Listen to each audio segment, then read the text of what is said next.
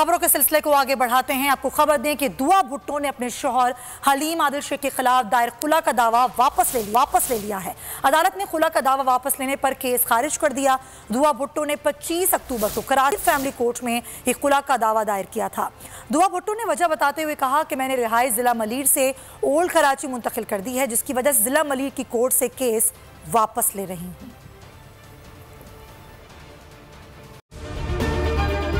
अगर आपको ये वीडियो पसंद आई है तो हमारे चैनल को सब्सक्राइब करें और बेल आइकन पर क्लिक करें। कप्तान का हकीकी आजादी मार्च, बोल न्यूज की खुसूसी कवरेज। ये एक फैमिली मार्च है। हकीकी आजादी मार्च जो है जीटी रोड पर रवां दवा है। बोलने की हक और सच की बात। इमरान खान के कंटेनर के करीब फायरिंग का वाकया पेश आया। फायरिंग से जख्मी, अस्पताल मुंतकिल। कातिलाना हमले से किया पर्दा चाक। बोल हमेशा बना आवाम की आवाज। को वेलकम देगा आजादी मार्च के लिए बहुत अच्छी कवरेज की है। ये मार्च की तो जबरदस्त कवरेज।